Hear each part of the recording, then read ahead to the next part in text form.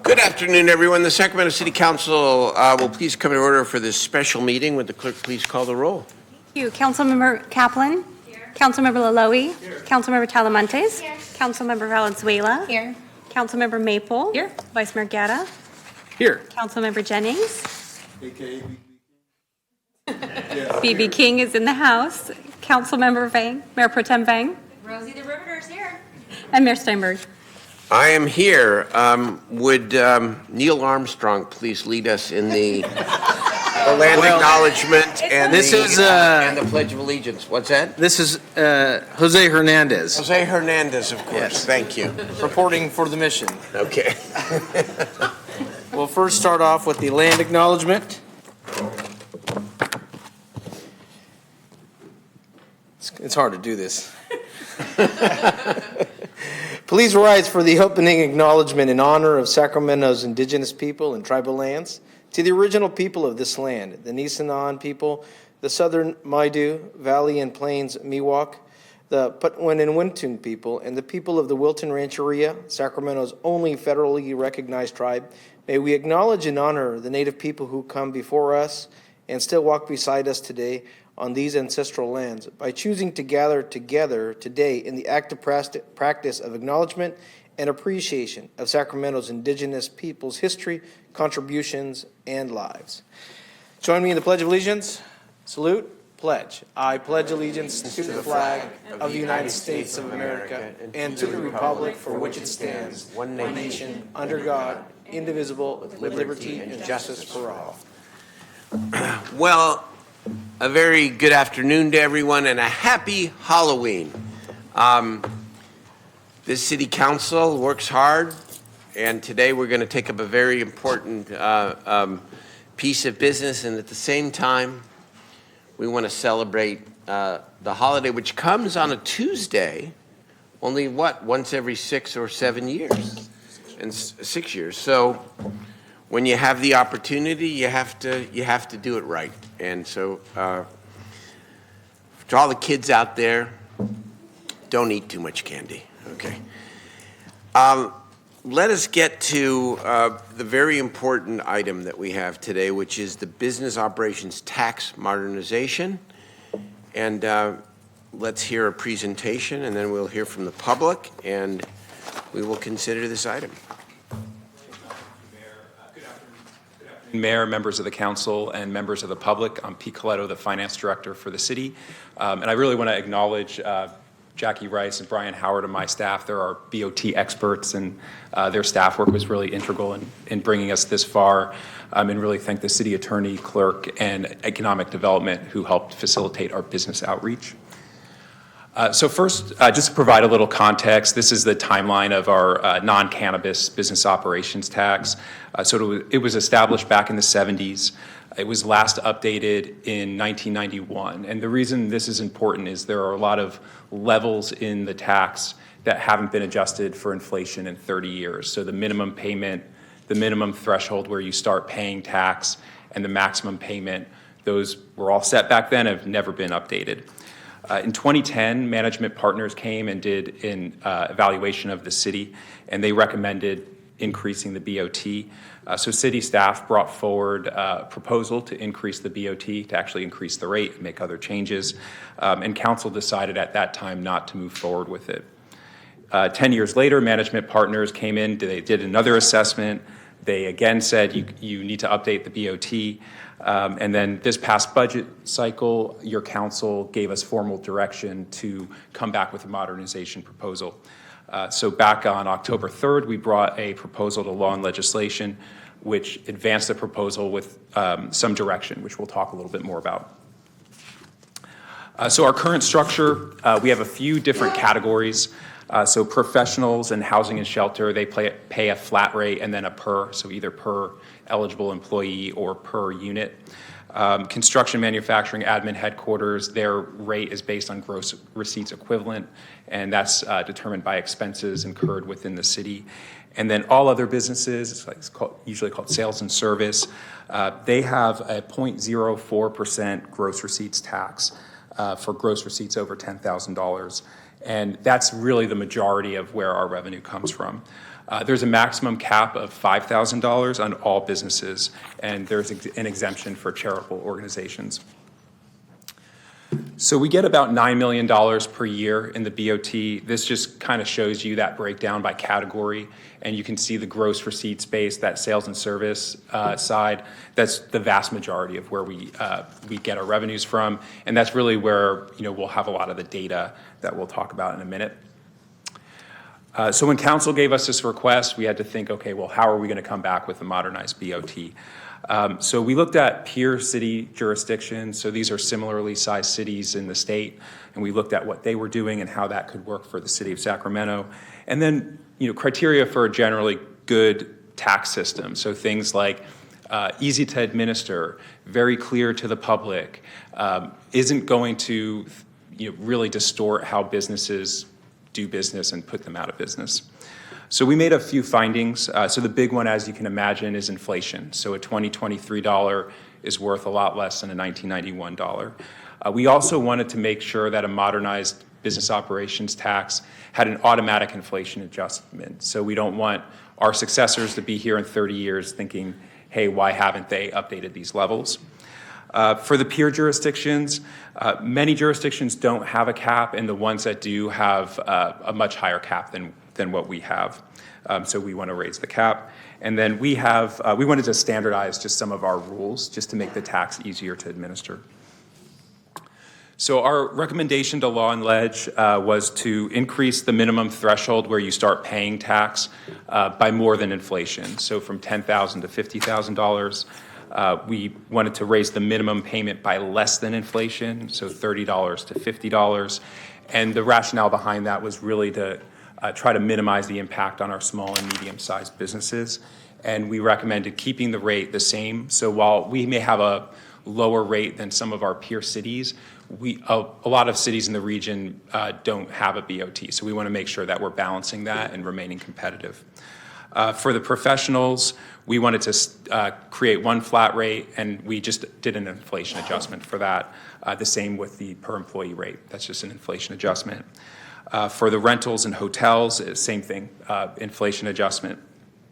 And then we have a provision, which is modeled on our living wage ordinance, to automatically adjust for inflation each year. And then we recommended increasing the annual maximum cap from $5,000 to $150,000. And again, our rationale, so we wanted to make our adjustments in a way that wouldn't put a huge harm on our small and medium-sized businesses. We wanted to maintain a competitive rate.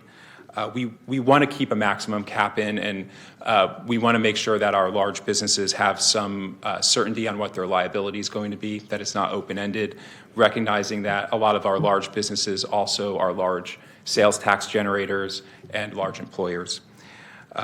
But we want to increase that maximum cap to be more in line with our peer cities. Again, that annual inflation adjustment, standardizing rules and updating penalties, and again, raising revenue by adjusting levels that haven't been touched for over 3 decades. So the proposal to law and legislation would have raised an additional $6.6 million based on last fiscal year data. And we wanted to show the breakdown of how that revenue impact would be based on business size. So really, businesses $12.5 million and under for gross receipts are really going to see a minimal impact. And really that additional revenue was being generated by large businesses, mainly due to that cap increase. So the committee advanced the recommendation with some additional direction. So the first piece of direction was to engage the business community. So we held information sessions for PBIDs and chambers of commerce. We met with other business groups, and we met with even with companies at their request. So we did get some feedback from them. The main piece of feedback that we got was your increase in the maximum threshold is maximum cap is too much too soon. And we'll talk a little bit more about that in a minute. There were questions around impacts on certain sectors and certain geographies, and there were questions about enforcement and charitable exemptions. And I'll pause a second on enforcement because I know we've gotten some e-comments about that. So currently what we do for enforcement is we'll conduct audits of businesses. We'll also get tips from members of the public who will let us know that they think there's a business who's not paying BOT, and then we'll do an investigation. Regardless of if this moves forward or not, we're currently working with the state on an MOU to share information between us and the state. It would be at no cost to the city, and it would actually help both of us with enforcement. So that'll be coming to the council in the coming months. We're still finalizing that with them. One thing that is contained in the proposal is updating the penalties. So right now, there's a $115 maximum penalty for noncompliance. The proposed ballot measure would allow the city to set penalties every year like you do for other things. And again, we'll talk a little bit more about the phase-in of the maximum. The committee was also very concerned about local grocers. So as you all know, a gross receipts tax is a top-line tax. It doesn't count for expenses, and grocers typically have low margins. So what we did is we took a look at everyone who registered with us as a grocer. Businesses, when they sign up, they choose their business type. So we pulled all of those. We took out all the large national or regional chains, and we were left with roughly 75 local grocers who paid BOT last fiscal year. The impact of our proposal is very low. So the median local grocer would have an impact of $4 a year. Most of them typically are on that low gross receipts side of that chart that I showed before. $4 per year increase. For local grocer. The median local grocer would see an increase of $4 per year. The average, I believe, was $380. So it was a relatively low impact of this tax. And we were concerned about if we created a separate category with a different rate, that we would create a lot of administrative complexity and that we would really struggle to enforce that. So there are people signed up as grocers who they may sell some frozen goods, but they may primarily be a takeaway food place, or there may be retailers who also have a grocery, and just enforcing those rules may cost more than we would bring in an extra revenue. There was also some conversation around short-term rentals. So we clarified the ordinance to have short-term rentals be treated the same as hotels and motels. And I'll talk a little bit about that in a second as well. We just have a correction we need to read into the record. And then the committee wanted us to consider a phase-in of and different levels for the maximum cap and minimum threshold. So this is the correction that we're going to read into the record. So Section 4, subsection B, that it should say hotels, motels, short-term rentals, every person engaging in the business of renting out accommodations substantially on a transient occupancy basis, including short-term rentals as defined in Section 17.228.104.d, shall pay a flat annual business operations tax of $114, plus a flat tax of $2.85 for each rental unit in excess of 1 unit per situs. And what that means is we're going to have a different exemption level for short-term rentals versus residential rentals. And the reason for this is we want to encourage people, if you have 1 or 2 ADUs, we would rather have you rent it out long-term to a resident, given our housing shortage, versus using it as an Airbnb. So what's before you now is our revised staff recommendation. So everything in black is the same, and everything in red is what we're proposing to change versus what we brought to law and legislation. So again, the short-term rentals being treated equivalently to hotels, and also having a incentive to rent your unit out as residential versus a short-term rental. And then we're proposing phasing in the maximum cap over 5 years, as you can see below, with a lower kind of terminal rate of $125,000, and then increasing every year thereafter by inflation. So this is if I'm a business, what does this mean for me? So on the left-hand column is annual gross receipts. You can see in the next column what they would pay under the current BOT, and then how the phase-in would impact them. The far right column is what your impact would be from current to the first year. So if you're a $10 million business, currently you're paying $4,026 of BOT. Under this proposal, you would pay $4,030 for an increase of $4. And you can see really the increases are concentrated at those higher levels of gross receipts. Mayor, can I ask a quick clarifying question just to make sure I read this chart correctly?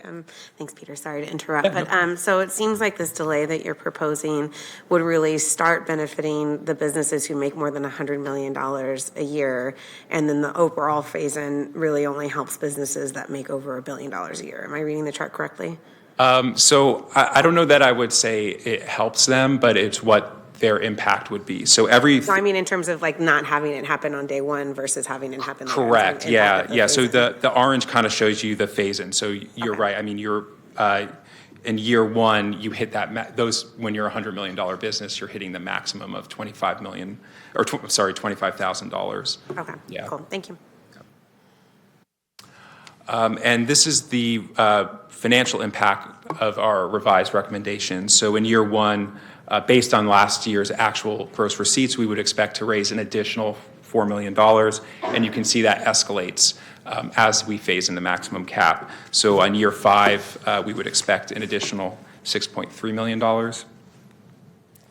And this is that same chart I showed earlier. This just shows how the revenue would be raised by business size. So yeah, you can see the 12.5 million and under, very low impact. And then if you look at that 100 million plus, you can really see how the phase-in of the maximum, impacts their tax liability. And then as far as the timeline and next steps, so today you're considering this ordinance and taking action. If your council advances this, on November 14th, administrative approvals would come to place the initiative on the ballot, and also for things like the city attorney to write the impartial analysis and other administrative things. This ballot measure would be for the March primary, and it would need a majority to pass, and if voters pass it, it would go into effect July 1, 2024. So it would line up with our new fiscal year. And that is all from us. Hey, thank you for the presentation. I think it's pretty clear. Let's hear from the members of the public, and then we'll turn it over to the City Council. Thank you, Mayor. I have 7 speakers. The first is Debbie Blurton, Aiden Scandria, then Annie Keys.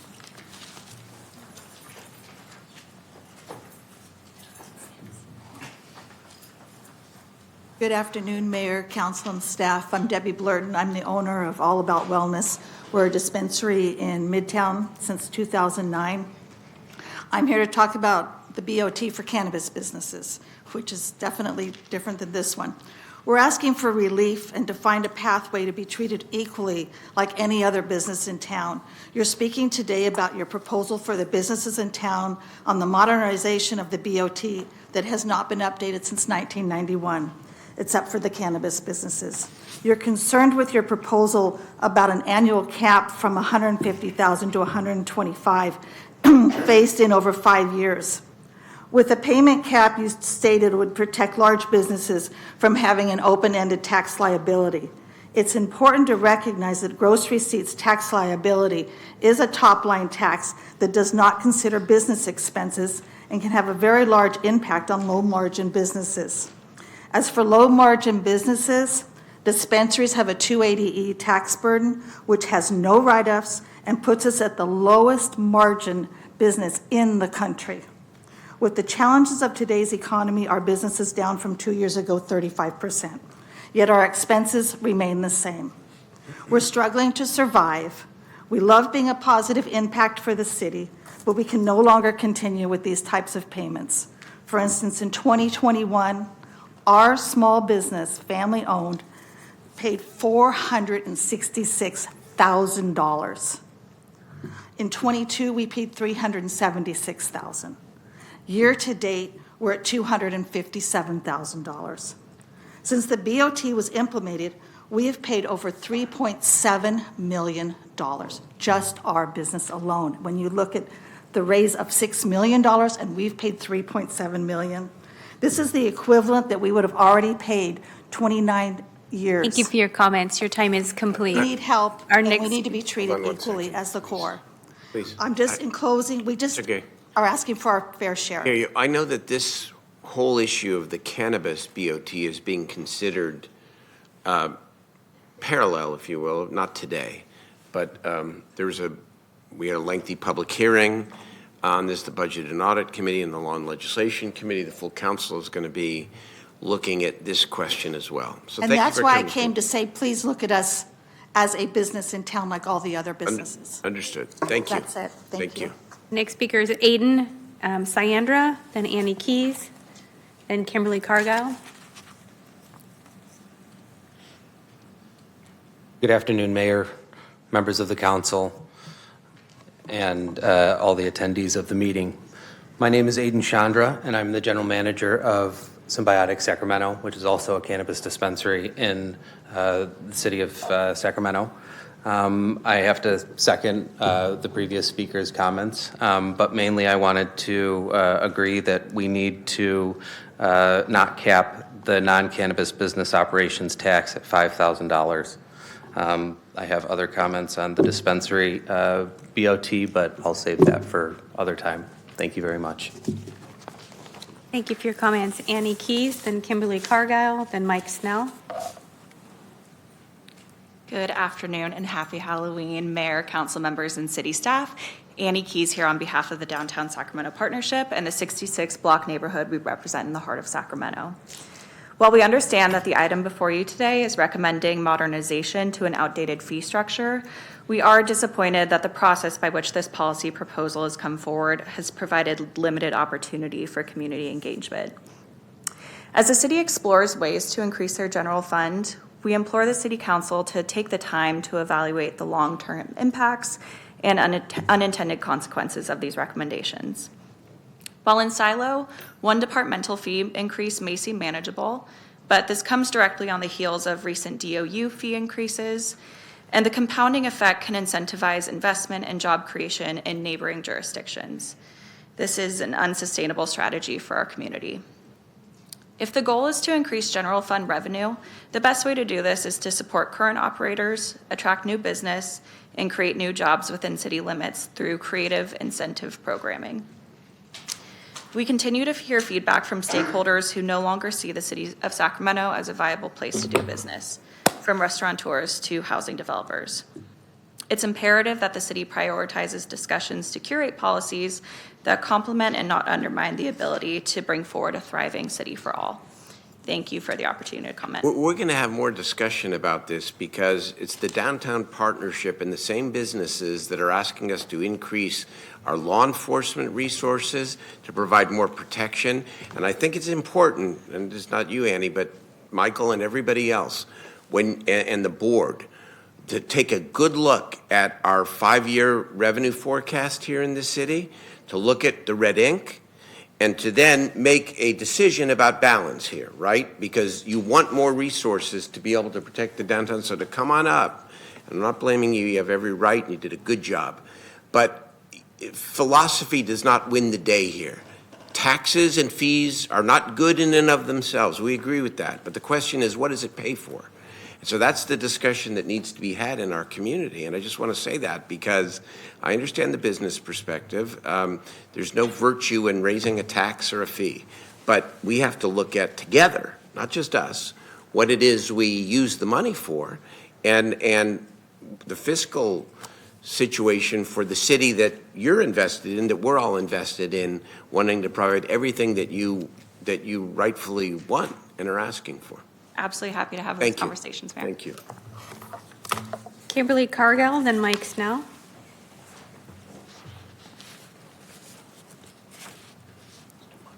Happy Halloween. Thank you for having the meeting at noon instead of 6 o'clock like you did 6 years ago. It was really fun to go trick-or-treating with the earbud in my ear and try to make comments, so thank you. I'm here today to support raising the tax on businesses in Sacramento in order for us to cover the costs of operating our city. Costs are rising for everyone. Currently, my industry bears the burden of the city's budget and the spending. It's actually refreshing to see how well the city has, how well they're treating the other businesses in Sacramento. I'm a little jealous to see that you guys really care about raising their fees by $4 when I have paid $200,000 to the city of Sacramento last year for my small little business in East Sacramento, and $2 million over the life of my business.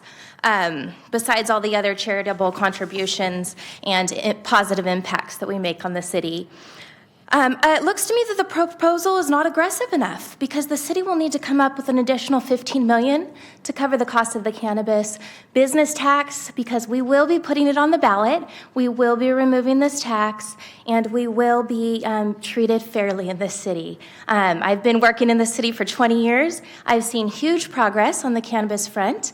I'm very happy today the progress we've made. We will continue to make progress. So please keep that in mind when you're thinking about this proposal, because you will need to come up with another $15 million. Thank you. Thank you for your comments. Mike Snell, then James Allison. Greetings, Council. Mike Snell, owner of Off the Charts dispensary here in Sacramento. I'm here in response in support of raising the business tax on other businesses. Obviously, you've heard it from not only myself but others. You all are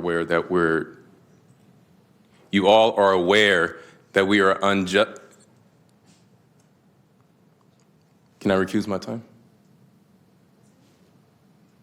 You all are aware that we're unjustifiably disproportionately taxed compared to other businesses. Just the end of this month, I just paid quarterly over $300,000 in business operating taxes. Now, 65 of that was to the city, but mind you, I'm still a renter. I don't even own a house yet. I'm still trying to provide for my family, and I can't even do that because compared to other businesses like alcohol, that is widely rampant in our communities, that's sold everywhere, on every Super Bowl commercial, on every public, I mean, even at Kings games. Where do you think alcoholism starts from? When it's in these public places like that. When kids can see that. But then I'm treated like a criminal for my business. I have to be under wraps about my business, but alcohol is running rampant. And the taxation on alcohol hasn't even been touched like cannabis. Make it make sense, people. Make it make sense. Tell me why police enforcement has to be ramped up because of DUI checkpoints, because of accidents. There was just a news report today on how many deaths we see during the holidays from alcohol, but nobody's talking about that. And then the oversight of cannabis, we don't even have that support because they have their own personal agenda on cannabis. That's dysfunctional. This is dysfunctional. Make it make sense. We will talk about this later. Thank you. Thank you for your comments. James Allison, then Jack Blattner will be our final speaker.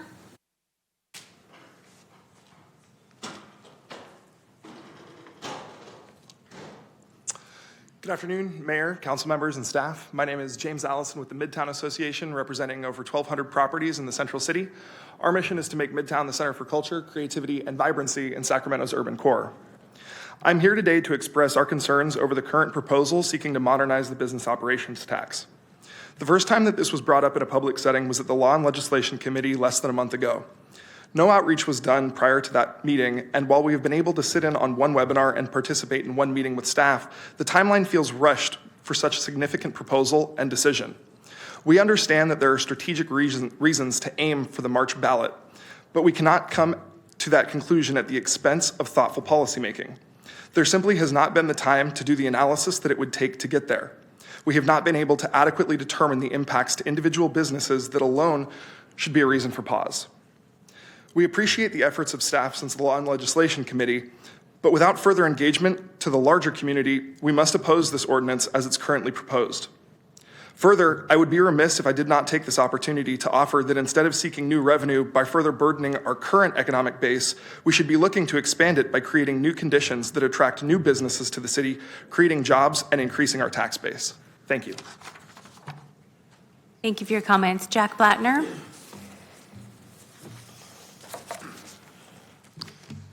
Good afternoon, Mr. Mayor and Council. Jack Blattner with the Sacramento Metro Chamber, representing member businesses throughout the 6-county region. We have both substantive and procedural concerns with this item. On the substance, we fully understand the desire to update business operations taxes for inflation, but this proposal goes much further, as bringing the maximum payment up from $5,000 to $125,000 is, even adjusted for inflation, more than a tenfold increase that will harm dozens of our city's largest employers. While these are all large businesses that may appear to be able to take the hit, the danger of a gross receipts tax, the tax is based on revenue, not on profit, is that it may push businesses on a tight margin into the red. Sacramento has already lost several high-profile businesses in the past few years, as shown by all the empty storefronts surrounding City Hall. We truly cannot afford more, especially since, as the mayor touched on, there are no guarantees for how this tax revenue will be spent. And while we don't know exactly the damage that would come from this tax hike, this brings us to our greater concerns with the procedure of how this item has reached the agenda today. As mentioned by Downtown and Midtown, before the surprise law and legislation committee item of a few weeks ago, there was no outreach to the business community. At that meeting, there was no public comment from the business community. And today, there has been far from enough time to digest a 394-page agenda item that could have drastic consequences for the whole region. We urge the council to exercise the appropriate diligence and to take some more time to engage with stakeholders and make sure we get these changes right. It's been 32 years, so we think we can afford a few more weeks. Thank you for your consideration. Thank you for your comments. Mayor, I have no more speakers. All right. Let's turn it over to the members. I know I have some thoughts on this, but let's hear from my colleagues. Councilmember Valenzuela, we'll begin with you. Thank you. I want to thank staff for bringing this forward because, as you mentioned, I mean, we've been talking about this for at least the last 13 years. And so I'm really glad that we're looking at it today because, as the mayor mentioned in your comments, which I really agree with, there's a tension here between what we're being asked to do and the fact that we simply don't have the money to do it. And so we don't like the thought of not partnering with Downtown Sacramento Partnership on DCR outreach, for example. We don't like the thought that we won't be able to do small business grants and support. I mean, these are the tensions that I think we're confronting, and I think it's mature and disciplined for us to really look at our revenue and how we right-size it for where our city is at and compare it to other cities around us. And I think, frankly, if I'm being honest, the proposal in front of us is fairly conservative, and it got a little more conservative since the Law and Ledge meeting because this phase-in, as I mentioned during my question to Peter, because I wanted to make sure I read the chart correctly, it only benefits businesses that make $100 million or more, right? And so, I mean, these are not small businesses. These are not the storefronts that are on K Street. I mean, these are businesses that are fairly large. And what we're talking about is $150,000 in total, right? I mean, this isn't like I'm asking them to pay, 4% like we ask cannabis businesses to pay. I'm asking them to pay 1/100th of that percent, of their total receipts. So I frankly don't want to do the phase-in approach for that reason, because I appreciate that folks want to temper. But I mean, when we're talking about $150,000 and you're making $1 billion, which is the rate that you'd have to be at least at for gross receipts or higher to pay the maximum, I believe. I mean, come on.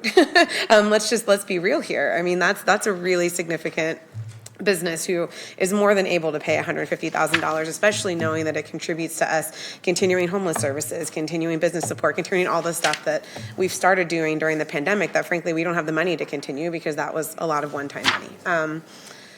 I'm also in favor of considering eliminating the cap, but I think more than that, because also, I just have to say, I know this isn't an item about the cannabis BOT and this wasn't in my notes, but we literally charge cannabis businesses 100 times the rate that we charge other businesses, and there is no cap for them. And so I think that there is some very important points that got brought up here today, and I do think there's room, not necessarily to go from 0.04 to 4, because that would obviously be insane to make that quick of a jump, but can we talk about an additional 0.01%? And make it 0.05? Can we talk a very incremental, what would that look like for the city's budget? And I don't know if we've modeled that, but to look at 0.05, it's a 0.01% increase on these businesses, and to be able to say, hey, here's something. And because I think that we need to recognize there's a tension also going on right now between a whole host of city priorities, and I don't feel comfortable that this is going to get us to a point where that tension goes away just yet. So I do want to explore that.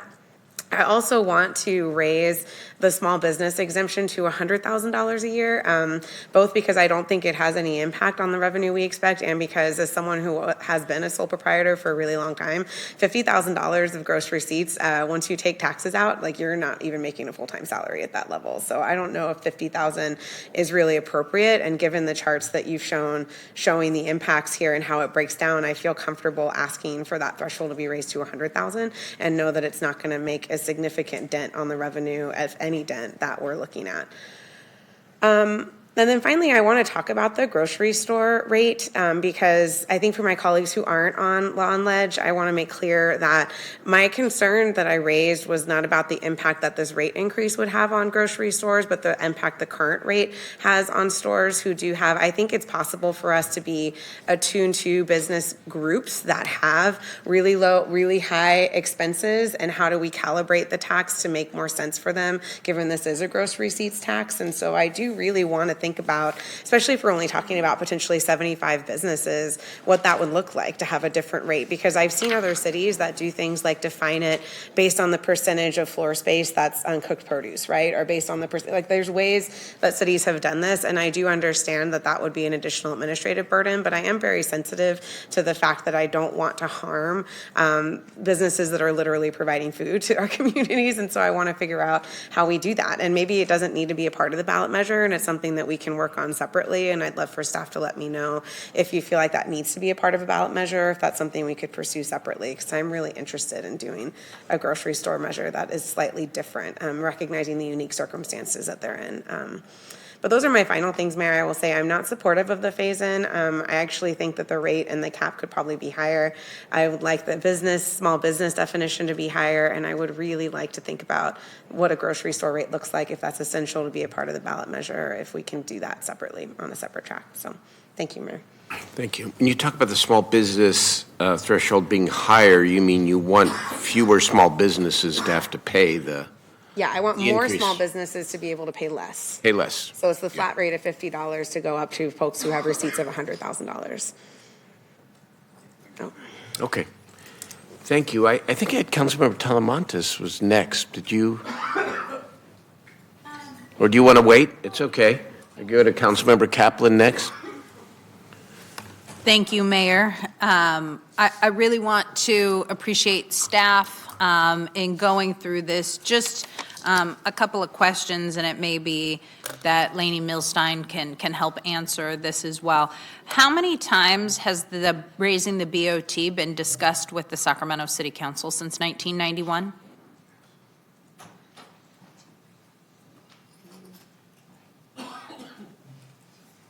I can actually only answer that since 2005. Okay. But we started in 2010. It has been part of our budget presentation as part of our book as a strategy around revenues every single year since that time.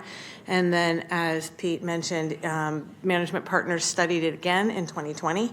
Again, remain part of our, so for 13 years, we have suggested every single year that this be a strategy we pursue. So every time, because I'm new, Yeah. but every time budget has been presented to city council, an item is in there and has been discussed with council about raising the BOT. We include it in our options and opportunities section as a strategy around revenues every year for 13 years. And then the presentation of the study, was that presented to council in 2020? In 2010 it was, as well as 2020. Okay. And then what is, if anybody knows, like the normal procedure? Because I know budget this year, I, as well as several other colleagues, brought it up as something to look at and bring forward to council. What is the normal procedure when council brings up and says, hey, we want to look at this and discuss this? Howard, do you want to start? Well, I mean, we have the Budget and Audit Committee, so those things get surfaced at committee. It happens through informal conversations leading up to budget prep. But ultimately, it goes to BNA and then to the council multiple times.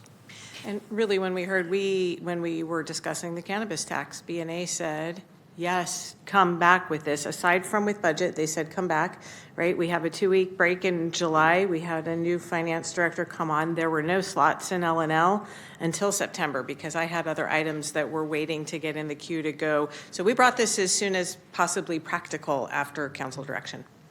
And this was also discussed in budget and audit? There was direction in budget and audit as part of an other discussion about, yes, we continue to give you direction to please bring this back.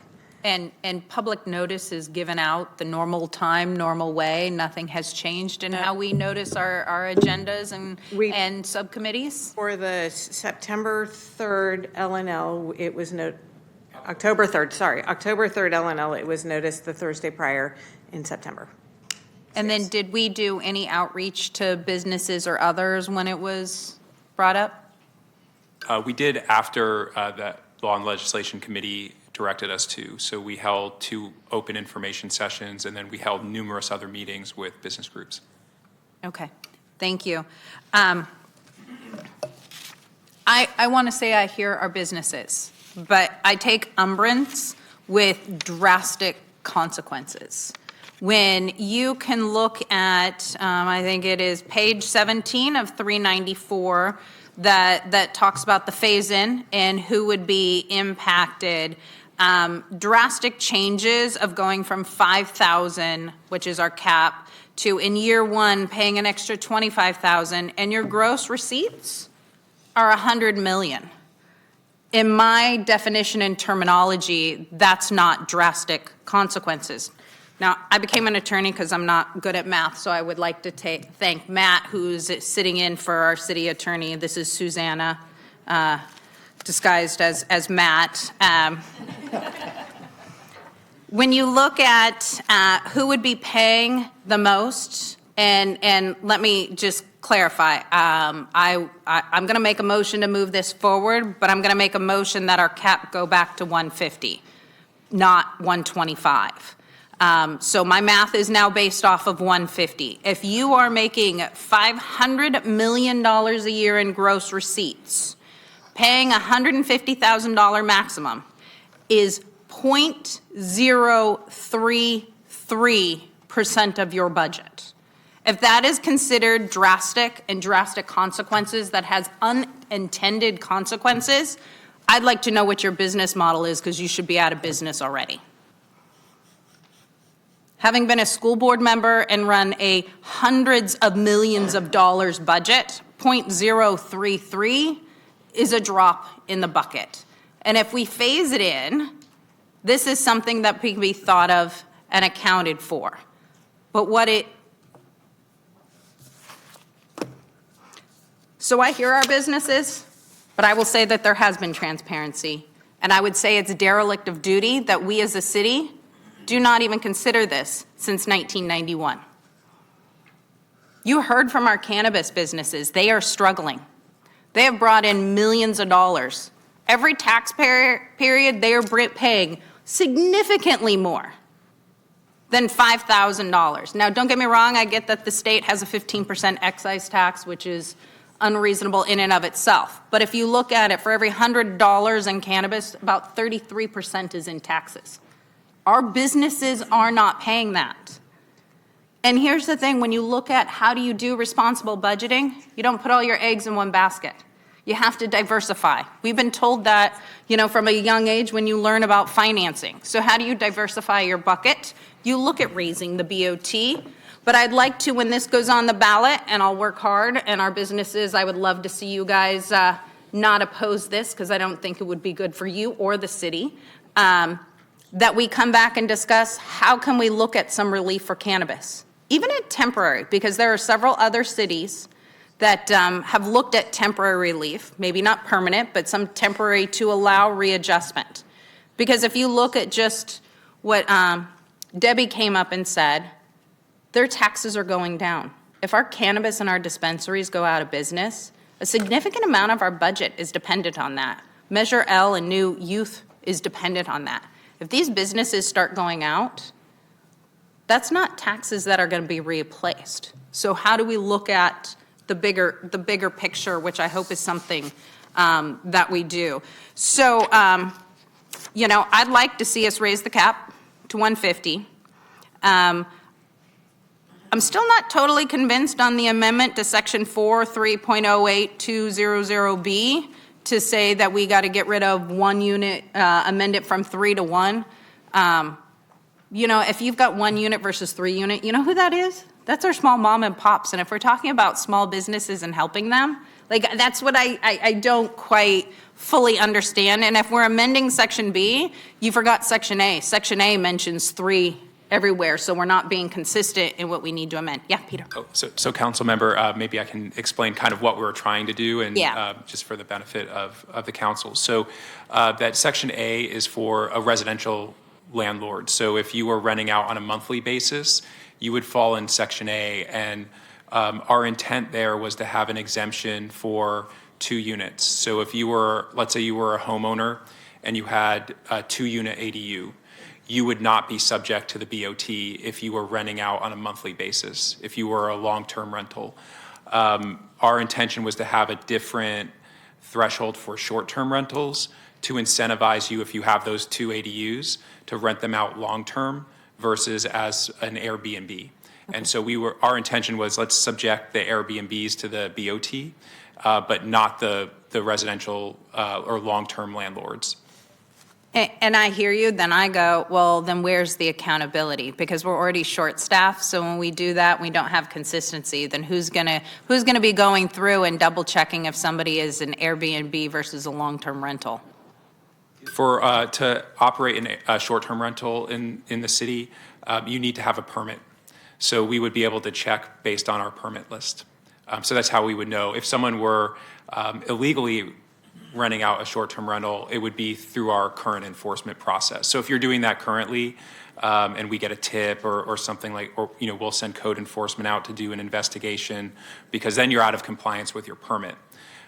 So that's kind of how we were conceptualizing enforcement of it. Okay, so in reality, there is no true enforcement unless you hear a tip of somebody, whether they're operating legally or illegally. I'll defer to Jackie if I'm wrong, but generally, yes, it's we get a tip and then code enforcement goes out and enforces the code. So, of course, now that brings up item A. So what you're saying is if somebody has more than 3 rental units, they have to pay business operating tax? Correct. So once you're renting out the 3rd unit, you pay the BOT, even if you're a long-term rental landlord, and then you would pay the per unit for starting at number 4. So you would pay both. Is it per parcel or per house? So it would be per unit, and a good rule of thumb for that is like per lease. So if you were renting out a house and it was 1 lease, but there were 3 different people on it, that would be 1 unit. But if you were renting out with multiple leases, that's kind of how we would look at it. Okay. Something for my fellow council members to think about. Many who retire buy rental property, had to help supplement their income. And on A, I would like to see if we could raise it 1 so that you're exempt until 4. So it basically says if you have 3 rental properties, you're exempt. Because I can tell you, I know many mom and pops that have 2 or 3, and that's just an additional source of income, and that's what they do. These are not corporations that run these. These are mom and pops, and this is their source of income and retirement. Even there, as we look at it, small business per se. So, and I am also supportive of what Councilmember Valenzuela brought up, and I believe Councilmember Jennings, this might have been you who brought it up as well. When we look at inflation, gross receipts of $100,000 over a year, taxes, everything else, supplies, you're not making a lot and bringing a lot home. So I'm okay taking the exemption from $50,000 up to $100,000, because when you look at inflation and everything else, if you're operating a small business, those are generally solo people, small business, running out of their house, whatnot. That's something a little extra to think about. But I just want to be very mindful.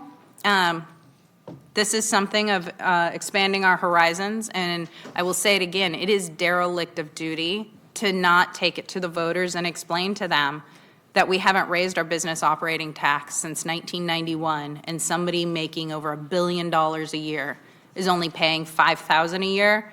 but we've also got cannabis and other businesses that don't fall under this paying significantly more. So look forward to hearing a conversation with my other council members. Thank you. Thank you. Mayor Pro Tem Vang. Thank you, Mayor. I just have just some comments. I'll keep it short. First, I just wanted to take this time to thank Pete and our city staff. I know they worked really hard, also listening to our business community to really get us to this point. And so I just want to say thank you for all your hard work. And I think many of you know our BOT was created in 1975, before I was born. And the last update was in 1991. And we are long overdue. I see staff laughing in the audience, but it's true. I was not born during that time. But we are long overdue to modernize and right-size our BOT. I think it's also really important that other businesses, aside from cannabis, is paying their fair share in the city, right? Because right now our cap is at 5,000, and that's across the board, which I feel that is absolutely unacceptable. I'm in full support of ensuring that our large businesses in our city does pay their fair share. And as you heard from city staff, and my colleagues has mentioned this on the dais, is that this will mainly impact those that are making over $100 million. I do want us to be a bit more aggressive, but I appreciate the phase-in recommendation. I'm assuming that that is a compromise based on the conversation that you've been hearing from our businesses, and so I appreciate staff trying to find a compromise, but we've waited too long, right? Our population has increased by over 125,000 residents since 1991. We have dire needs in the city of Sacramento. We have longer response time for code. We need more resources for our parks. Our community centers are not open 7 days a week, and there's a reason why. So I think it's time to put this on the ballot, and let the people decide. I will second Councilwoman Kaplan's motion on the table, raising the cap to 150. I think that is another compromise because I want to be a little bit more aggressive, so we'll support that. And I also know that we're going to need an author to the ballot measure, and would it be happy to be a signer, Mayor, if you're looking for someone, if this passes, be happy to also be a signer on this ballot initiative as well. And with that, I'll second Councilwoman Kaplan's motion on the table. I think that comes back on the 14th. I'm already jumping ahead. I'm like, let's get it to okay. the ballot. Good. We got to modernize this. Thank you. Okay. Councilmember Talamantes. Thanks, Mayor. I was also going to ask about timeline. So it's going to be coming back to November. November 14th is required to actually do all that is necessary to put it on the ballot. Okay. Okay, sounds good. Well, then I'm okay with also increasing it to $150,000 and including some language in there on Councilmember Well as well as points on grocery stores. Especially we just have a lot of areas with food deserts, so that's important to me. And then in terms of outreach, I do want to direct staff to make sure to connect with our business community. Sounds like we had a few conversations, but certainly not enough. And we need to make sure that we're good partners to all our businesses that are deciding to invest in Sacramento. At the same time, we have a budget shortfall. We're looking at $20 million or more in the 2024-2025 budget, and we do need to explore creative ways to increase our revenues here at the City of Sacramento. And Management Partners has included this in their report every single time they've done something for the City of Sacramento in terms of audits and what we can do to improve our processes here. So it's necessary, and I believe that this BOT initiative is overdue. And this update would make the tax more transparent and easy to understand for our small businesses and fair for all our businesses and all the different sizes. Like some of the council members said, $150,000 is just a small amount if a company is making billions of dollars here in the city of Sacramento, and we need everybody to be good partners in this. And so I'm strongly in support of it and looking forward to having more conversations. Good. Thank you so much, Councilmember. Vice Mayor Guerra. Thank you, Mr. Mayor. First, I want to start off by giving a little context here. When, obviously I wasn't here in 2005 and on the council, but I do remember some of this conversation happening. And when the council in previous iterations had looked at this, we were not in the most stable of conditions. One also was right after the housing collapse. Massive layoffs occurred at that time as well. And we discussed this as we were, I think going through a very positive trajectory in our city. In, what was 2015, 16, 17, 18, and 19. And we're taking measures to try to balance that need for our city with also looking at economic development as a strong priority. And I think that's an important thing to remember, because the next time we looked at this, and it was right at during the pandemic, at the beginning of the pandemic, and again it was taken into account what could we do, and if it was time and appropriate to do it when not having certainty. So at those times we looked at different options and different tools. This is only one tool for our city, and I think it would be naive for us to look at this tool as a quote unquote revenue generator for the city. We should right-size it to help us cover the appropriate enforcement and needs that we have to accomplish in our city, but this isn't by any means the only exclusive tool to fill gaps for our city. There are other bigger conversations that we need to have when it comes to economic development and our city needs. I think the cannabis one is an appropriate one to have. So one, I want to start by putting that forward there. And I think what's come out of the staff recommendation, I do want to credit my colleagues on the Law and Legislation Committee for a robust discussion about how to approach it. I think the other earlier proposals were a bit draconian that I think would have had some really negative consequences for us. But this phased-in approach can help provide predictability. I mean, that's one of the important issues that have come out. I do want to thank my colleague, Councilmember Kaplan and Councilmember Jennings, for identifying those recommendations on the time and phase-in. That, again, this has to go to the voters, and then once the voters agree with this, if they agree with this, then that gives at least our local businesses or those willing to invest in our city a projected time frame to plan. Because we will probably have some difficult years ahead, and we wouldn't be the only ones. I mean, I think, bear in mind that the local industry will probably have those same challenges that we do. So predictability, I think, is an important aspect of this. It's already been seconded. I was willing to second it after a couple changes here, but I'd like to ask, on top of the one issue of the 3 points I read, I'd like to either provide a follow-up direction.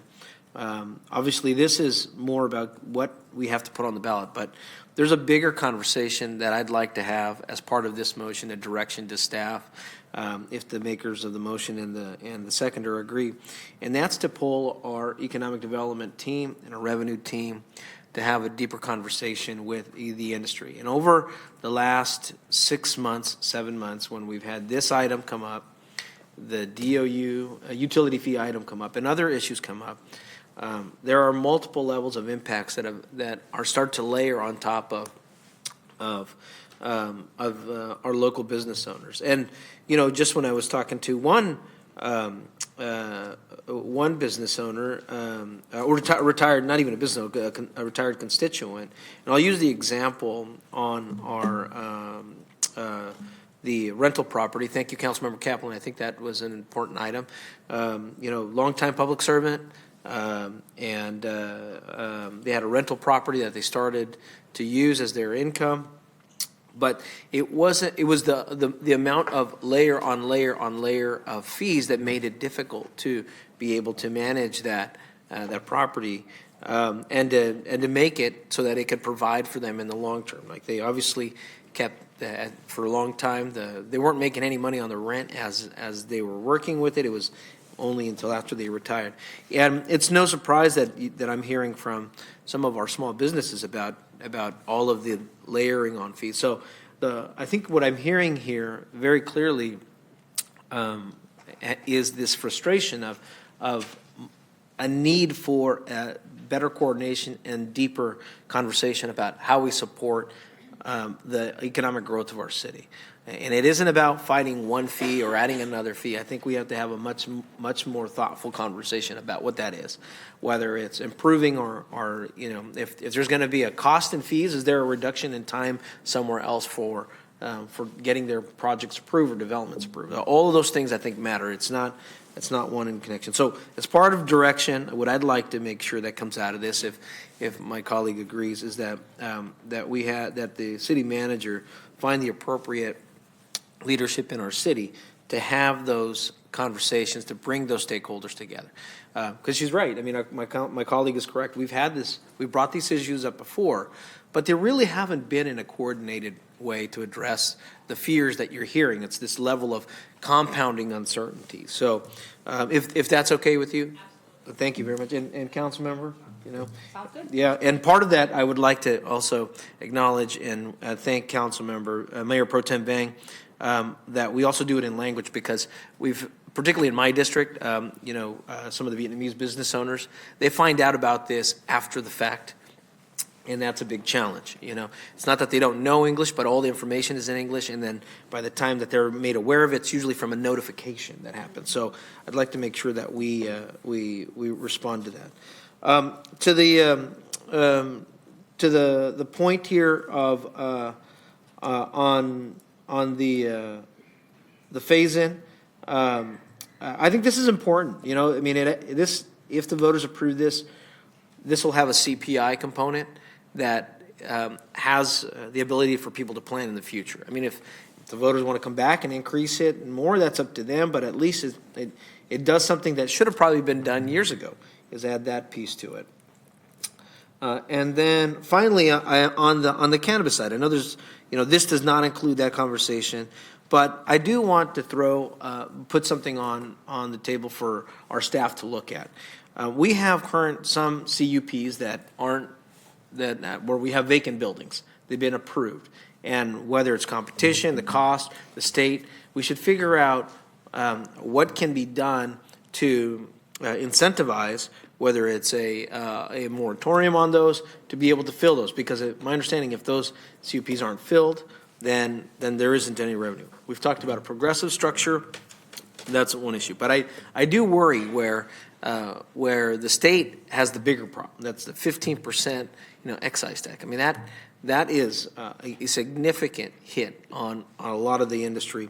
And I worry that even for us, even if we eliminated our tax, does that change the formula in what we're attempting to solve here? So I think for what we should primarily focus on right now is figuring out how we make sure those vacant CUPs that don't have a BOP right now or that isn't operating, what can we do to incentivize those vacant buildings? Let me stop there to say that I'll support the motion. I want to recognize the concerns that have been brought up, but it still has to go to the voters, and from there's going to be more conversation. Thank you, Mr. Mayor. Thank you. Councilmember Maple? All right, thank you, Mayor. Just wanted to really start out by thanking our city team here, Pete and Jackie and Lainey and just the whole finance team for your hard work to make sure that our city financially lives long and prospers. I had to do it. I might have a couple more. I'm sorry in advance. That's great. Overall, I really think that this, it's a hard conversation. As someone who comes from the cannabis industry, working many years in that space, I can tell you I worked for much smaller businesses than some of the ones who may be impacted by this increase, and they would have been glad to only see $150,000 as their tax burden. And so that says a lot about, we have a lot of work to do in terms of making sure that we have equity among our businesses in the way that we're treating them. But I do think it's time. It did strike me that the last time that this was discussed and updated was the year of my birth. So, I mean, it's been quite some time. I'm not old, but it's been, if I can be up here doing this job, I think it says a lot about the need to at least take a look and have the conversations that we're having. It is due time.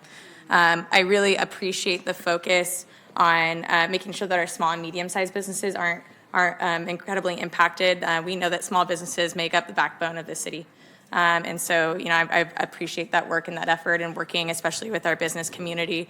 I also recognize and appreciate the comments that Vice Mayor Guerra made. I think having an ongoing conversation and having a robust long-term conversation about what should this look like holistically as a city, how can we work together, because we're not antithetical to business. We're in partnership with business. We're nothing without our small businesses and within our community. So we want to make sure that we're working with you all. But for me, the one thing that really struck me as I came into this role about a year ago was learning that a business like Walmart in the city of Sacramento pays $5,000 a year in tax to the city. And so that strikes me. And it's those types of opportunities where we can say, as the mayor brought up earlier, we have a lot of needs, and not just our residents, but our business owners have needs as well. When we look at the needs to increase public safety, our needs to make sure that we're cleaning up trash, addressing homelessness, these are all things we hear not just every week, every day, every hour from our residents and our business owners. And so in order to do that, we need to make sure that we have the resources to do it. So I hear that loud and clear, and I think it would be a Wookiee mistake if we didn't do this. I had to say, I'm sorry. I do actually have a question. I know we talked about this a little bit on briefing, Pete, but can you talk a little bit about the rationale behind the differences of how licensed professionals and consultants are treated versus other types of businesses? Why do we section those out differently? Sure, yeah. I mean, that's something that is pretty common, and what can happen is it can be dependent on the type of business that you provide. So, for example, you might have a law firm based in Sacramento, but you're doing business all around the state. And so then what for you counts as a gross receipt in the city of Sacramento? But it's just, it is something that was established that way just basically because of how those certain types of businesses make their money. Got it. So yeah, like I struggle with this a little bit as someone who owns a small business, and I'm a consultant that works out of my house, and all of my work is done in the city, but being treated differently seems odd. But I think it also makes sense in the context of how others do it in the region. But I think that's one of those things that we can maybe look at more holistically as we have conversations down the line. Because I think to the extent that we can, I often say this about the inertia of the status quo. Sometimes we do things in government because they've always been done, but maybe we should at some point take a look and say, what are the things that maybe we should change or update so that we have equity across how we're treating our businesses. And so I'll end my comments there. Just really wanted, again, to appreciate this and looking forward to ongoing conversations with our business community. This isn't the end, it's the beginning. Thank you. Thank you. Councilmember Valenzuela. Thank you. Wanted to punch back up again just to understand the motion and to clarify a couple of outstanding questions, just to make sure I appreciate that we're raising the cap back up to 150,000. And I thought I heard support for increasing small business threshold to 100,000, but I just wanted to confirm. Okay, cool. So I was just conferring with the city attorney because this language does give us the authority to adjust the rate downward, similar to the cannabis authorization. We can't increase it, but we could decrease it, but it wouldn't give us the authority to do like a sector-based reduction if, say, we did further study on something like grocery stores and said, hey, we think this warrants special attention or special. So I wonder if that's an opposition. That would be okay to include in the motion, that there be language in that section that also gives the council authority to establish a lower rate for a specific sector where it's deemed to have undue burden. I don't know. The legalese can work out. Just to leave the door open if this passes for us to potentially do a grocery store. Wait, can you have the city attorney give us some legal language to help us with that? Do we need to say anything onto the record? Let me work on that. Yeah, he's gonna. Yeah. So I'm okay to include in the motion that if there's language that allows, if based off of a study allows, and then because then it has us still come back to council. Yeah, exactly. We have to if it fits specific sector without calling out any one sector, but to keep it very generalized and neutral. Because we don't know what the future holds. Absolutely. That would be great. I'll support that. I'll support that. Just recognize there's more work to be done there, but I think we're also hearing that we all understand, especially the grocer on the dais, understand, that different, it's a different sector. And so we want to make sure we're being thoughtful. Yeah. So just want to clarify that when we talk about going to the cap and the phase-in would be 30, 60, 90, 120, 150.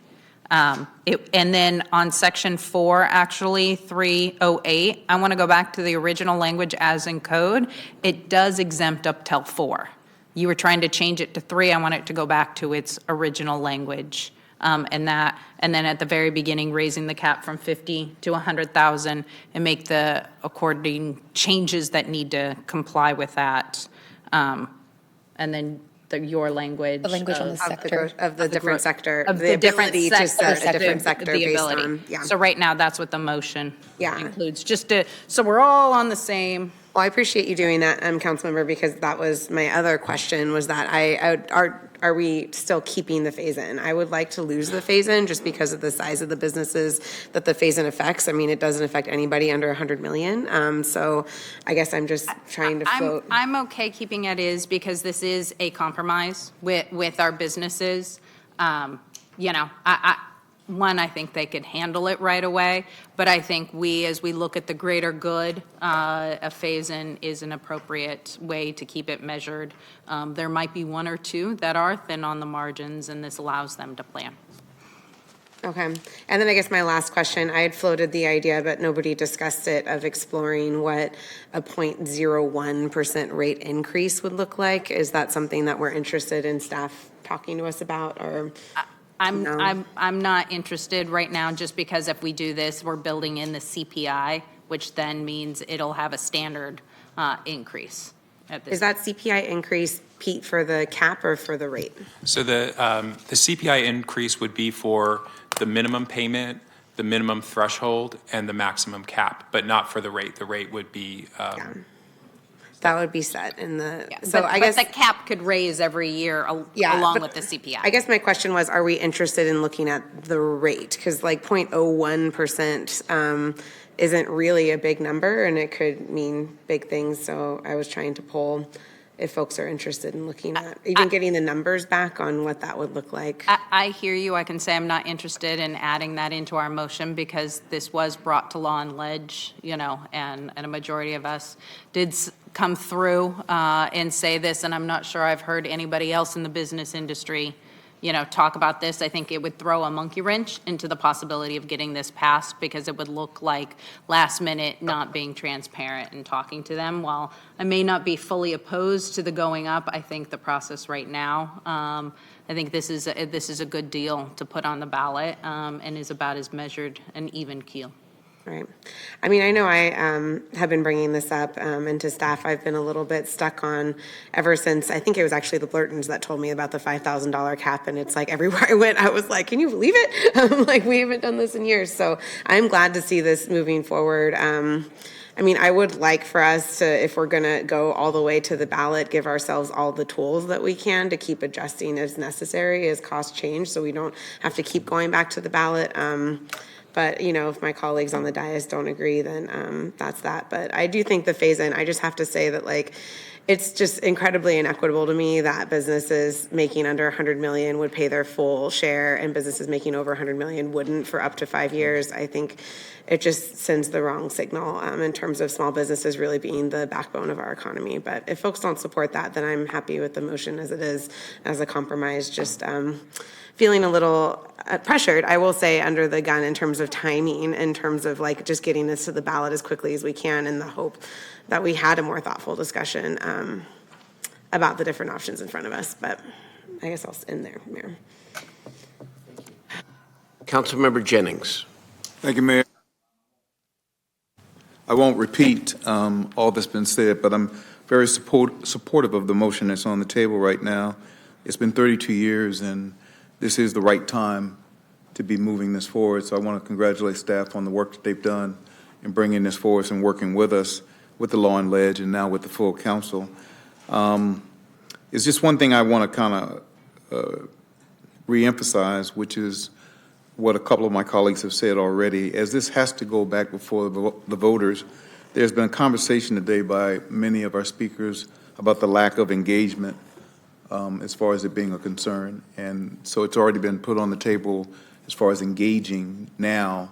I think it's very important that we have an effective engagement plan that allows us to get to the folks if we expect this to pass at the ballot. So I really think I'd like to see some form of an engagement plan that engages the community to what we are putting in front of them right now. So, thank you. Very good, thank you. Councilmember Talamantes again. Thanks, Mayor. Peter, can you tell us a little bit more about other jurisdictions that have done this? I know you told me in my briefing, and it's in some of the report, but I would love it for it to just be on the record for people listening that didn't get a chance to read 300 pages of documents. Sure, yeah. So when we were looking at those, when we called them like our quote-unquote peer cities and cities that we use as comparisons when we do other things, we looked at Bakersfield, Folsom, Fresno, Long Beach, Oakland, San Francisco, and San Jose. So for Bakersfield, they have a $25 minimum, no maximum, and then they have a gross receipts tax that starts at 0.03%, and then as you go to higher levels of gross receipts, the rate gets a little bit lower. Folsom has a $40 minimum, no maximum, no threshold. They have a varying gross receipts rate with a high of 0.125% and a low of 0.005%. And then certain businesses have that flat fee plus employee. Fresno, some businesses are assessed a flat fee. The maximum was $21,200. The gross receipts threshold was $5,000 per year. And then the level was 0.09 to 0.28 with a lower rate at higher levels. Long Beach had a $272 minimum. They don't have a gross receipts charge. They do a per employee rate ranging from $11 to $34 per employee. Okay, that's good. Thank you. Okay, Thank you so much. There's a lot there. I just kind of but, wanted yeah. to show, like, you know, a lot of other jurisdictions have. Correct, yeah. And I mean, Oakland and San Francisco certainly Oh. have much higher rates, and then San Jose does a per employee tax. Okay. And then I'm not on Law and Ledge, so I don't get a chance to have input on this prior to it coming to council. But, you know, I'm looking at the slide of the number of businesses and the annual gross receipts for year 23. There's only 37 businesses that make over $100 million in the city of Sacramento. And I am supportive of Councilmember Valenzuela's request to just look into it. I'm not saying make it part of the motion today, but when we come back in November, to have a staff report on it. Why not? Like, it doesn't hurt to have information, and it doesn't hurt to see it for ourselves. Okay. Vice Mayor? Yeah, the only cautionary tale, I agree that giving future councils the thought process about reducing which sector. Whenever you look at the language, and it doesn't have to be overcomplicated, but there should be some level of language in there about, what kind of test or what kind of reason or for it to happen, because I do worry, and this is a cautionary tale, about when you put in an exit clause on something, and I brought up the groceries issues at Law and Ledge. I brought that issue up because I do worry about grocery stores, particularly a lot of those. We have a lot of Spanish, Latino, Vietnamese grocery stores in my district, but I do worry about this exit clause where you will have whichever strongest industry lobby in the future, lobbying a future council about why they deserve a reduction in the future. So I think there just needs to be something in there to be able to, when this comes back, what the appropriate language is for the test for it to come back, or so that there's a much more than we just need it now, because that could happen. I'd appreciate the chance to work with you, Matt, a little bit on that, because my thought is low profit margin, essential business, like there's a way for us to thread the needle to make it very tailored. All I'm saying is for those of us that have worked in an industry where one, good or bad, that could happen in the future. Yeah, but it always takes 5 in a process and can't just be rushed through. Okay. Quickly, I think we need to clarify, what we approved today is actually what's coming back on the 14th. We're not What we approve today, if we approve this measure with Matt's got some language around opportunity to make a different rate, you would be approving the ordinance today, and then we would only be calling the question. The ordinance would already be done, calling the question on the 14th. That's right. Well, as I understand it, we could stack We the could. ordinance and the election requirements on the 14th. So if there are changes here, it is appropriate to make any minor changes to reflect the council consensus and discussion here. I'm okay if they're clarifying, because I want to try and make it as Yeah. consistent and knowledgeable, that when we come back, if we make amendments, they're clarifying of basically what we've already discussed here, nothing new or So I would suggest that the clerk agendize A the separate item. final approval of the ordinance on the 14th together with the election issue, because today we're not ready to approve the ordinance 1,000%. We are. and we intend. Unless there needs to be time-wise, do we have to approve something today to make No. it legitimate for the ballot? No, that's what I'm Okay. saying. You can Just- stack them on the 14th, but today is a 95% approval, so to speak. I mean, we're moving forward, but you're giving some chance to get the language correct based on some of the suggestions and amendments that are being made today. That's, I understand from the clerk that we can stack these on the 14th, Mr. Ruyek. Mr. Mayor, I just want to make clear then, just because Councilmember Kaplan's motion was to move the recommendation with the following things, then in fact it won't be that, because the recommendation is to adopt the ordinance. So just to clarify, then your motion would be to move to approve the changes to the ordinance for adoption on the 14th, along with the administrative approvals necessary to put it on the March ballot. I approve what our city I attorney think said that's, as the I think motion. that's correct. That's correct. That's correct. Okay, very good. Councilmember Laloe? Thank you, Mr. Mayor.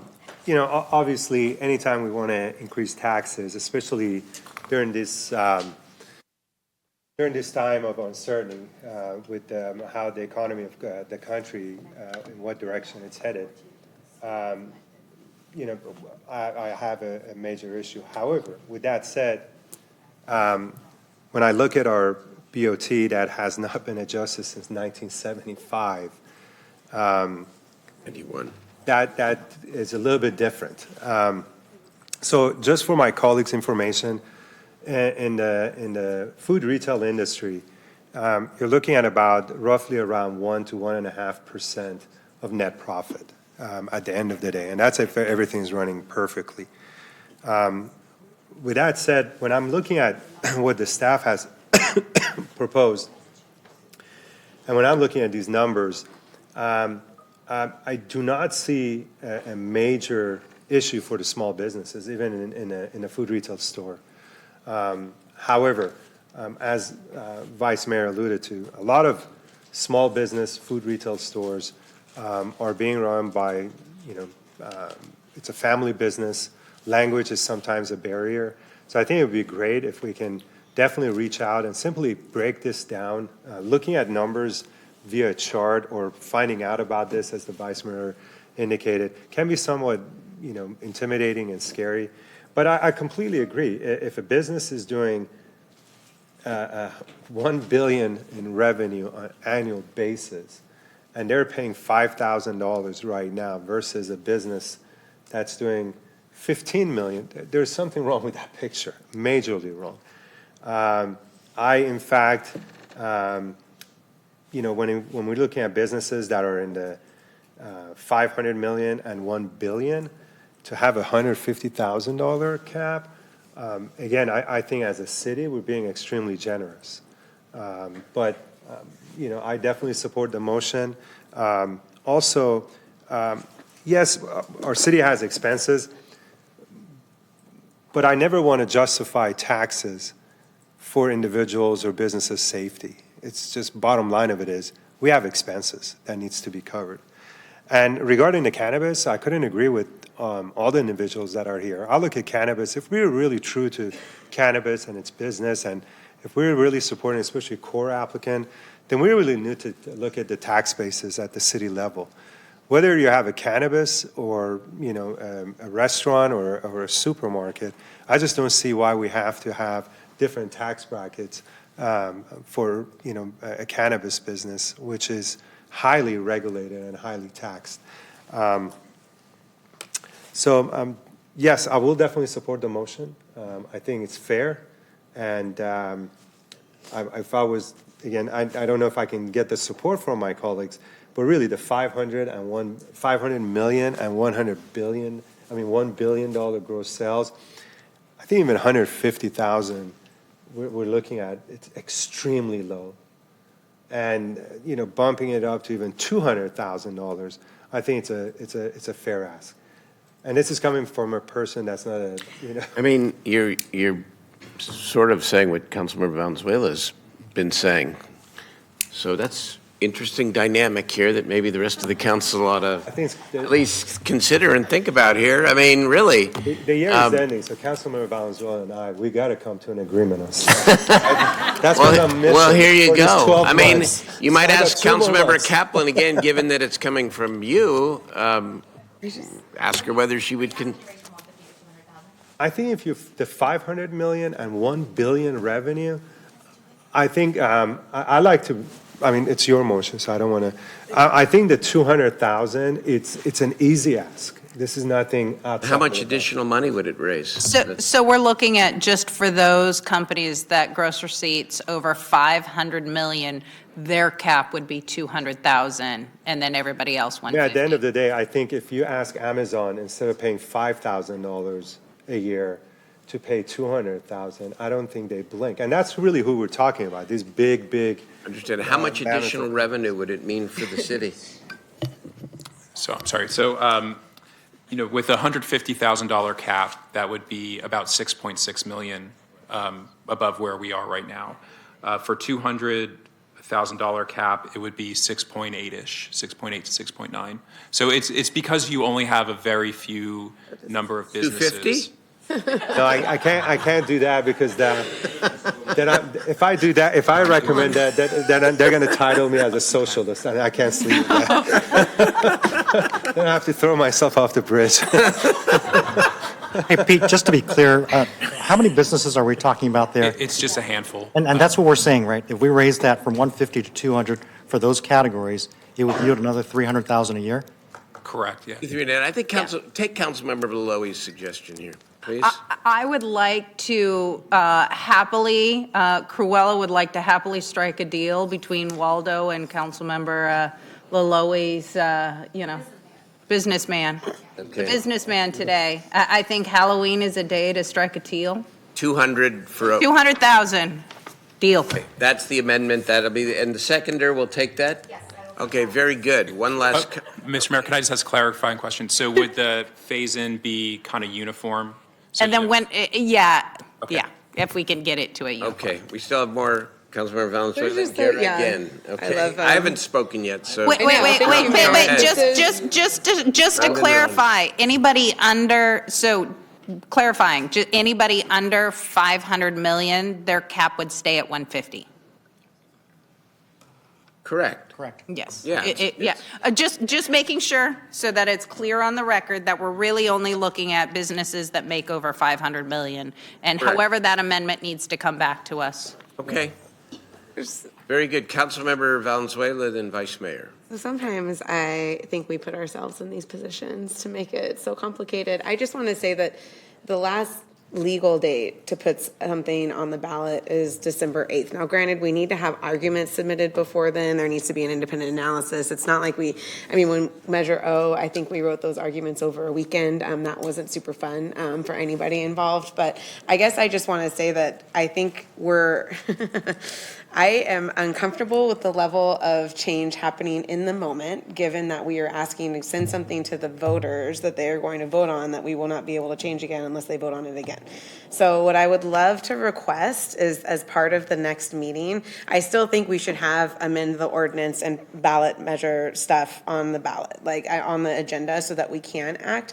But I do think it would be nice to see some scenarios from staff here on some of the things we've discussed, so that there's further changes made. I mean, you have 2 weeks. We don't have a meeting next week to say, what would it look like? How would the 200,000 cap affect? and I know I'm banging the drum here on like the 0.01% increase. I mean, these are things that I just think I'd like to have this in front of us. And I mean, when I did my briefing with staff, I asked about actually a more progressive tax structure that actually went increase as businesses went up, which is something about what we kind of just did. And so I guess I just want to make sure that we have all of the different models in front of us. So if there's further changes made, we're not just pulling numbers out of our heads, but that we're actually looking at some analysis from staff and can really be thoughtful about how these rates might change and what further clarification we might make before we decide to put this on the ballot next week or in 2 weeks potentially. So that's my ask, as well as obviously the language for the sector-based potential. Can I ask a clarifying question? So what scenarios are you asking to run, just so that's not exhaustive? So you're hearing like, and I appreciate, again, like I agree, let's go. Let's eliminate the cap. No, I'm kidding. But let's say like the idea of raising the cap for certain businesses over a certain threshold, what that would look like. I think I put forward, and I don't know if there's support on the dais, but like a 0.01% rate increase to make it 0.05%, which is in line with what our surrounding comparable jurisdictions are at. Like, I think those would be two examples. I don't know if folks have other requests they'd like to add to that, but it would be nice just to see that mapped out, similar to the way we have the current phase-in mapped out, so that we can be thoughtful in 2 weeks about what final language we put in the ballot. Well, I think that's going to be, the direction we get here today. If that's the model you always want us to take a look at, but if there's not support for it, I'd hate to have our team run those scenarios, only not to be considered. It shouldn't be that difficult, right, to just do one or two variations based on what you heard here, right? Is it? Well, that's why I'm asking the clarifying question. What is it that you want us to run? And I'm saying this for me too, because I mean, I have been asking for different ideas, and I know that was a lot to say, but like something like grocery stores, which I brought up in Lawn Ledge, it's like, I think that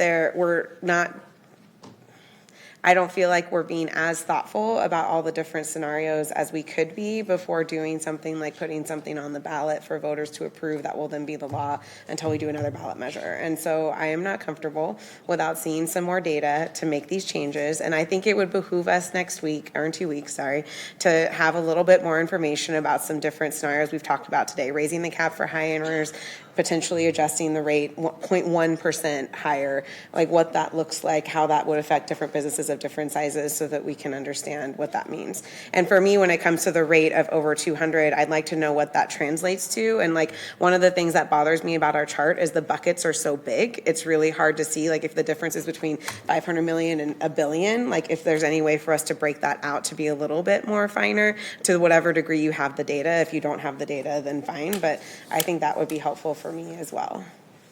I think we could run those, 3 scenarios? Yeah, that would be great. Pretty straightforward, yes. Good, thank you, Mr. City Manager. Eric? Yeah, look, one of the reasons why we came down with this structure is because we need to be cautious also on which types of businesses this will affect. Now, many in my district are manufacturing, very capital intensive. Not that it hasn't happened. Look what happened to Campbell's Soup that when it left, but many of those will have a difficult time leaving. But we may have mobile, businesses that could be much more mobile that could be affected here. And so I worry about how quick to jump on numbers here on ups and downs and high, because if it's not a final vote today. I know that's so I'd like staff to look at that. I mean, we had those preliminary conversations, and there's good reasons why we don't list businesses in the analysis here. But I just want to caution us about, there are businesses that can be mobile, and even though they're not capital intensive, the supply chain that benefits us by them being here is more than the $200,000 that we get. So I don't want us to be penny wise and pound foolish by looking at this. The last thing I want to do is disincentivize, even if it's a larger business that has a beneficial supply chain to us here, and that supports other smaller businesses to leave. So I'll leave it at that. I'd like staff to look at that before we make those. We'll look at it, because today is obviously not the final vote. It's 95%. It's 95%. I mean, look at ultimately. This is my comment. This is imperfection. It's a political judgment call. It's a political judgment call about going in March instead of November, where we would have more time. And the idea is that the November ballot is going to be crowded, and March is a clean shot to ask this question. And there's a risk of overreaching, and we hear that from the business community. There's also the risk of underreaching because, again, as I said earlier, that our business community, all of our stakeholders want to make sure that we have a healthy general fund and that we're able to actually support the kinds of investments, including on the business side, right? When we provide zero fee waivers for affordable housing, for example, that comes out of the general fund. And so it's always a balance, and that's what we're all trying to achieve here. But we don't have to take 32 years next time to consider any changes to this, up, down, or in between.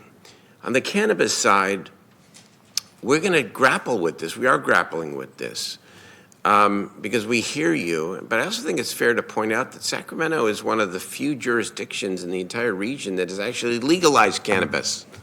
So there's a place to do business here that doesn't exist except in a couple other cities throughout the region. And the tax burden, which is very real, is mostly, as somebody pointed out, it's a state tax burden.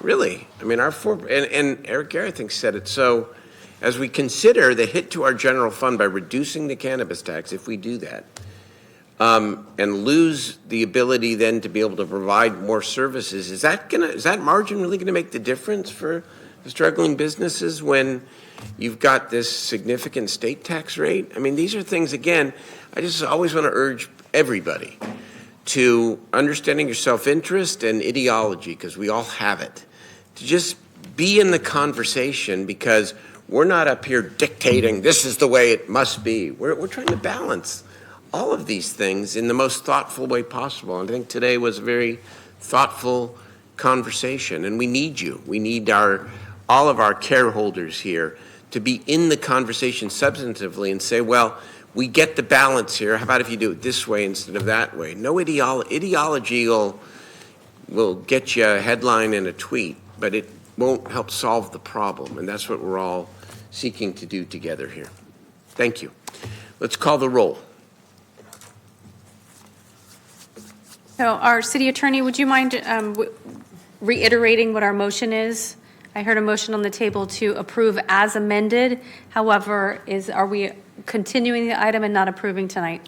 I believe the way we're structuring the motion this afternoon is a motion to change certain portions of the ordinance language to bring back to the council for consideration and adoption on the 14th, along with the administrative matters necessary to have it placed on the March ballot. And those changes include in Section 1 in the gross receipts, the threshold amounts in subs A and B will be increased to $100,000.